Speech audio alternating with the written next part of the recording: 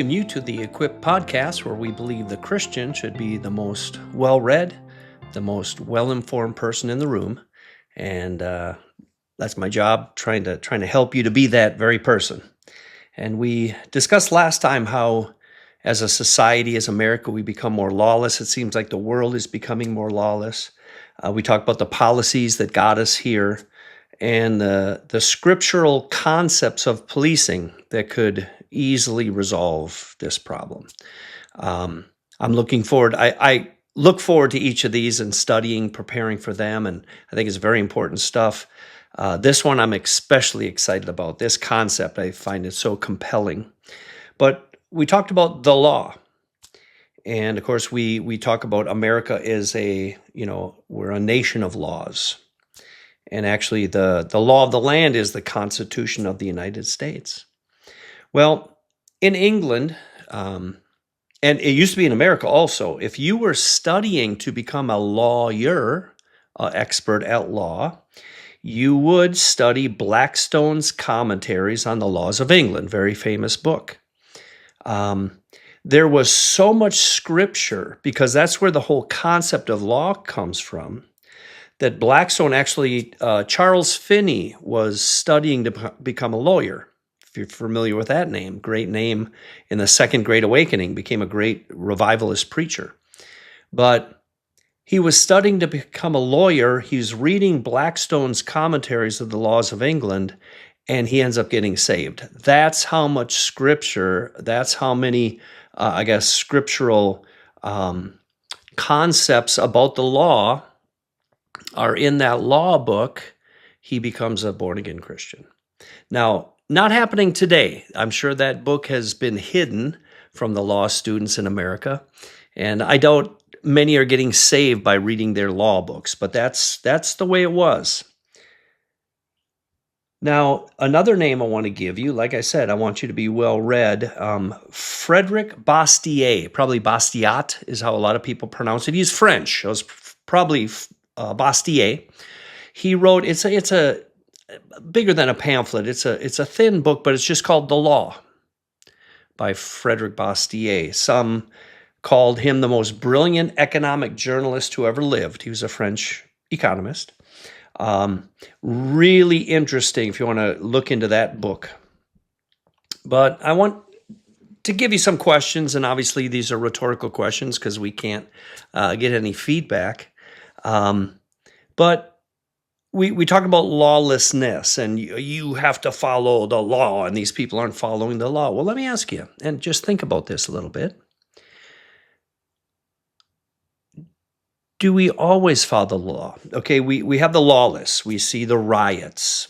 We talked about that judge last week that let a illegal alien go. Well, she thought she was doing right. In her heart, I'm doing the right thing. Well, everybody thinks they're doing right. The people protesting, ICE, and then ICE officers, and they're doing their thing, and the people protesting, they think they're right. Well, who's right?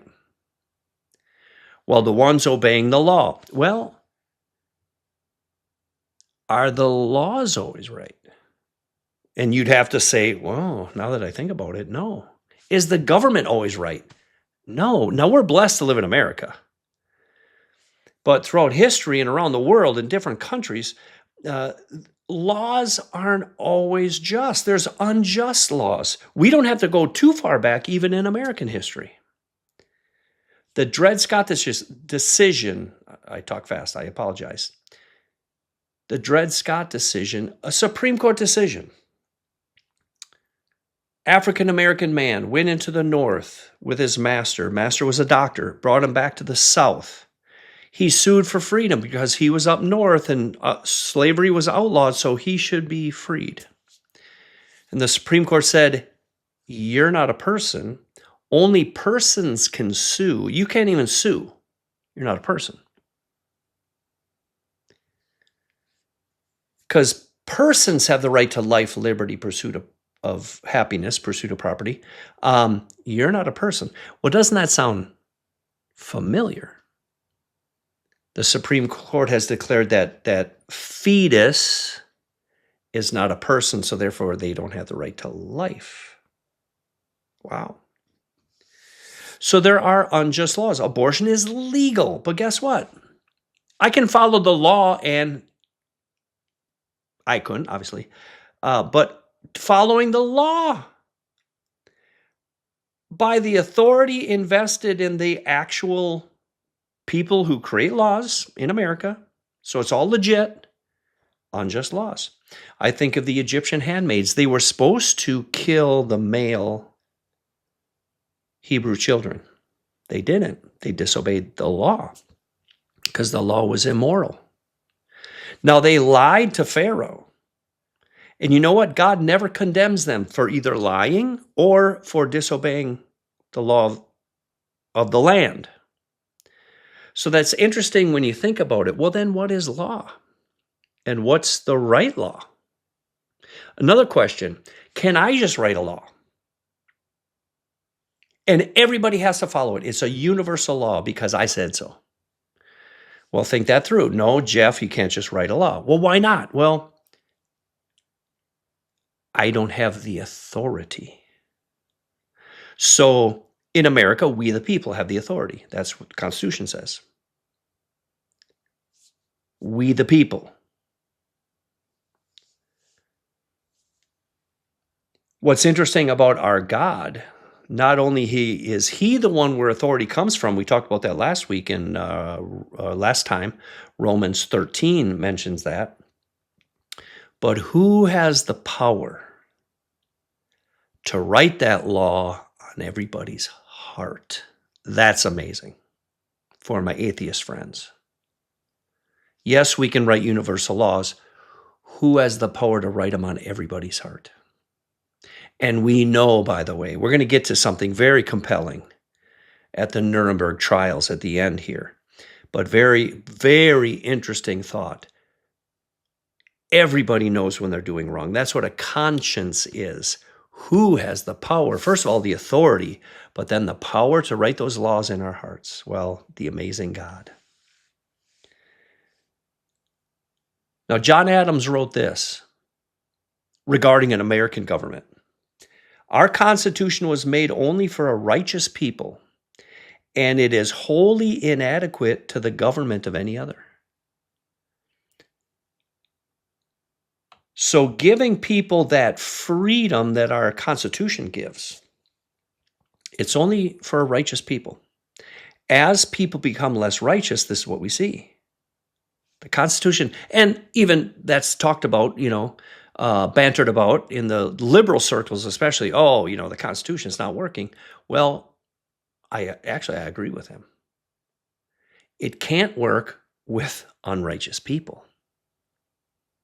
It was predicated upon the idea that we are going to have a godly group of people. You can give them freedom.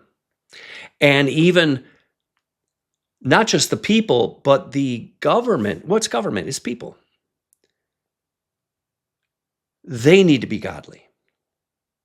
But again, predicated upon the idea we're sinners, so therefore you have to have checks and balances within the government. We do need government because the citizens are also sinful. So I won't go too far down that road. But so it's legal to murder babies. It's legal in California. I guess it's legal to spit at cops and cuss out cops in California and throw rocks at them. It seems to be legal. I could go to California and steal $950 worth of stuff. And no big deal. So therefore, should I? I can. Should I? So you have to think, wait. There's something bigger than just some statute that was written down somewhere, or even a federal law. There's something bigger than that. Well, we're going to get to that. There is. And this is what I promise you is so compelling and so interesting. Hermann Göring, the O has an umlaut if you're familiar with German, so it's Göring or something along those lines, if I remember my German. He was the supreme commander, Nazi commander of the Air Force back in World War II. Now, here we go. It was the Nuremberg trials were for war crimes, and many of the Nazi leaders were in that trial for war crimes. Now, Hermann Göring made a statement that, and this, you'll find this so interesting. He said, now, and of course, the list of, war crimes and all these guys did. And now he stood up and he was very belligerent, but he stood up and he said, listen, I'm German. And why am I being judged according to British laws, American laws, and French laws? Oh my. Now, again, this is a trial. There's multiple judges from all these different countries, and they stop the proceedings because they're like, oh my word. Obviously, this guy is, Nazi, war criminal, but he's got a point. Now, according to him, he stood up and said, listen, the Führer is the law of the land. And the Führer has declared that Jews are Untermensch, which means subhuman. Therefore, we have not committed any crimes. See, there was a genocide against the Jews, but Hitler believed, influenced by Nietzsche, by the way, and Darwin, that Jews are 100% ape. So we haven't killed anybody, was his argument. And again, the compelling argument, enough that they had to, the judges had to go back into their chambers and figure this out. Wait a second, he's right. How can we judge him with our American laws, British laws, French laws? He's German. And he was following the laws of the land, his laws, German laws. Wow. Now let that bounce around in your brain a little bit. He's right. So this is what it comes down to. And this is what they decided. And I think this is what is so unbelievably compelling.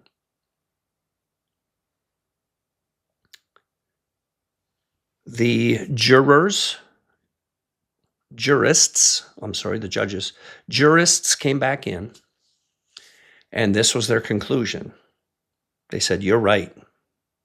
You are following German laws, and we're judging you according to American, British, French laws, whatever, however many were there, I don't know exactly.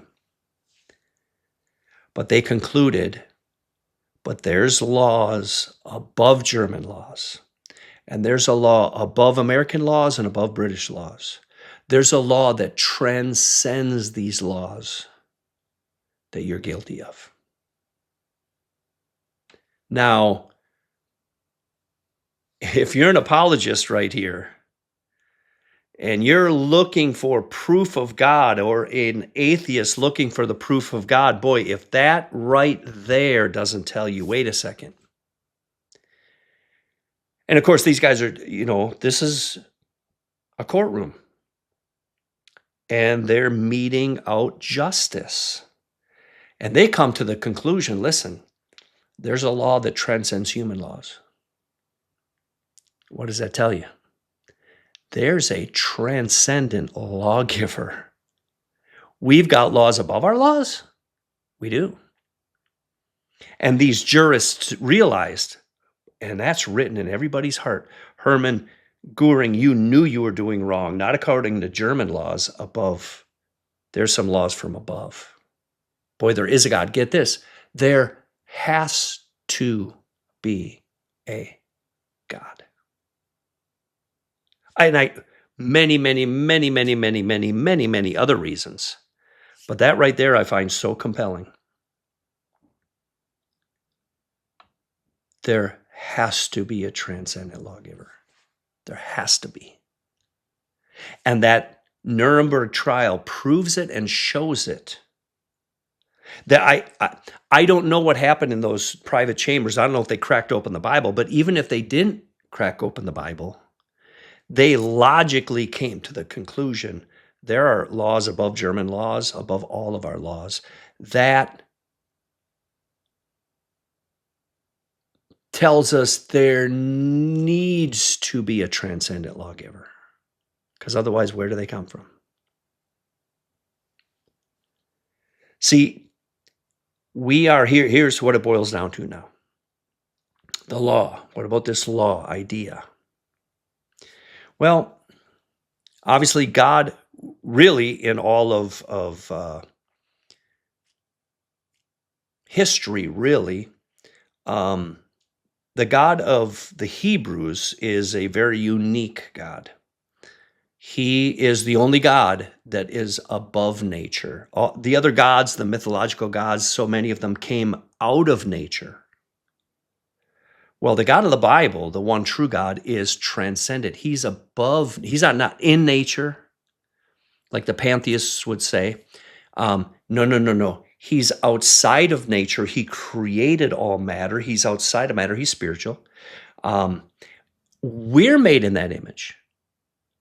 And then actually human beings were given dominion over nature. We're supposed to rise above nature, being made in God's image.